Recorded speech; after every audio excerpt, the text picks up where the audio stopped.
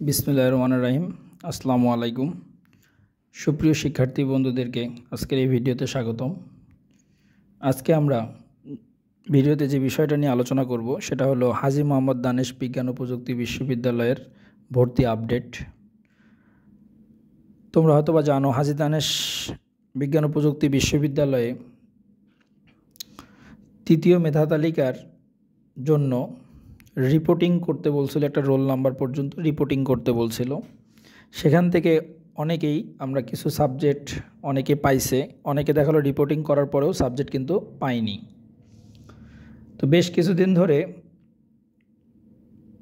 রিপোর্টিংকৃত ছাত্রছাত্রী যারা বিশেষ করে সাবজেক্ট পায়নি তারা বিভিন্নভাবে আমাকে মেসেজ করতেছিল যে আসলেই রিপোর্টিং আমরা করলাম কিন্তু এখন পর্যন্ত কোনো আপডেট আসলে এখনও দেয়নি। তো যাই হোক, হাজী দানেশ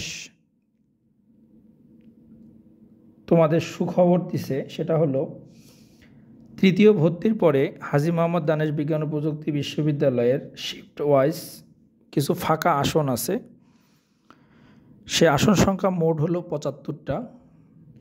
এই ৭৫টা আসনের বিপরীতে ইতিমধ্যে যারা রিপোর্টিং করছে কিন্তু সাবজেক্ট পায়নি তাদেরকে ফাঁকা থাকা সাপেক্ষে যে কয়জন আছে তাদেরকে ২ জুলাই ২০২৫ তারিখে ভর্তির যে কার্যক্রম সেটা সম্পন্ন করার জন্য বলা হয়েছে। তো এই ইউনিটের টোটাল সিট ফাঁকা আছে 10টা। তার মধ্যে A1-এ আছে হলো 5টা সিট ফাঁকা, A2-তে আছে 1টা সিট ফাঁকা, A3-তে আছে 4টা সিট ফাঁকা।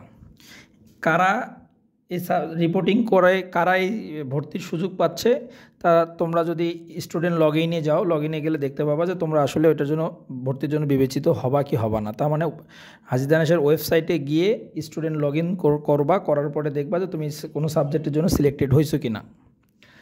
যারা সিলেক্টেড হয়েছে, রিপোর্টিং করছে এবং সিলেক্টেড হয়েছে তারাই একমাত্র ভর্তি হতে পারবে। এরপরে হলো B1-এর জন্য B1-এ সিট ফাঁকা আছে 6টা, B2-তে সিট ফাঁকা আছে 18টা এবং B3-তে সিট ফাঁকা আছে 11টা। তার মানে এখানে মোটামুটি সিট ফাঁকা হলো প্রায় 35টা। তার মানে বিতে সবচেয়ে বেশি সিট ফাঁকা। এবং B1-এ 395 পর্যন্ত রিপোর্টিং করছে, B2-তে 424 গেছে, B3-তে 405 পর্যন্ত গেছে বা আরও বেশি গেছে আর কি। তো সি ইউনিটের ক্ষেত্রে আমার বিজনেস যেটা আছে সেটাতে 5টা সিট ফাঁকা আছে, সায়েন্স এবং আর্টস যেটা সেটা 4টা সিট ফাঁকা আছে। সর্বশেষ মেধা তালিকা, তৃতীয় মেধা তালিকা এই তালিকা পর্যন্ত গেছে। D1-এর সিট ফাঁকা হলো 10টা, D2 মানবিকের জন্য 4টা, সায়েন্স এবং বিজনেসের জন্য D2-তে আছে 7টা সিট ফাঁকা, আর আর্কিটেকচারে কোনো সিট ফাঁকা নাই। তার মানে আর্কিটেকচারে ভর্তি হওয়ার কোনো আর সুযোগও নাই। তার মানে এই যে ভর্তি যারা সুযোগ পাচ্ছে তারা 2 জুলাই 2025 তারিখের মধ্যে ভর্তি সম্পন্ন করবে। এখানে আরও একটা কথা বলা উচিত, সে কথাটা হলো রিপোর্টিং কোর্সে সাবজেক্ট পায়নি তাদের মধ্য থেকে এই স্টুডেন্টগুলো ভর্তি হয়ে যাবে, কিন্তু তারপরেও তো কিছু স্টুডেন্ট থেকে যাবে যে স্টুডেন্টগুলো রিপোর্টিং করছে কিন্তু তখন তারা সাবজেক্ট এখন পর্যন্ত সাবজেক্ট পায়নি। তাদের ক্ষেত্রে কি হবে? এই সিটগুলোতে ভর্তি হওয়ার পরেও যদি এই কিছু আসন ফাঁকা থাকে তাহলে পরের ধাপে যারা রিপোর্টিং করছে সাবজেক্ট পায়নি তাদেরকে আবার রিকল করা হবে। ঠিক এইভাবে ভর্তি প্রক্রিয়া সম্পন্ন করা হবে।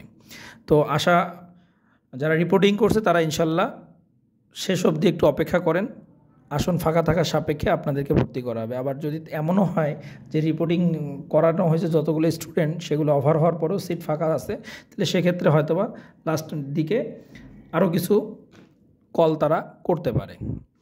তো এই ক্ষেত্রে আমাদেরকে একটু অপেক্ষা করতে হবে। জিএসটির 3rd মাইগ্রেশন দেখেন, সিট কিন্তু ফাঁকা হয়েছে কিসের কারণে? অনেকে ভর্তি বাতিল করছে, অনেকে ভর্তি হয়নি। কেন হয়নি? হয়তোবা রাজশাহী ইউনিভার্সিটিতে তারা কেউ চলে গেছে, নয়তোবা দেখা গেল এগ্রিকালচারে কারো আসছে, নয়তোবা জিএসটির মাইগ্রেশনে 1st বা 2nd মাইগ্রেশনে ভালো একটা সাবজেক্ট চলে আসছে। ঠিক এই কারণে কিন্তু তারা ভর্তি বাতিল করছে। তাদের নোটিশে কিন্তু তারা বলছে যে ভর্তি বাতিল করার কারণে এতগুলো সিট ফাঁকা হয়ে গেছে। এখনও তো সময় আছে, অতএব এটা নিয়ে দুশ্চিন্তা করার কোনো কারণ নেই। তো হাজী দানেশের এই ছিল আপডেট। তো আজকে এই পর্যন্ত। আল্লাহ হাফেজ।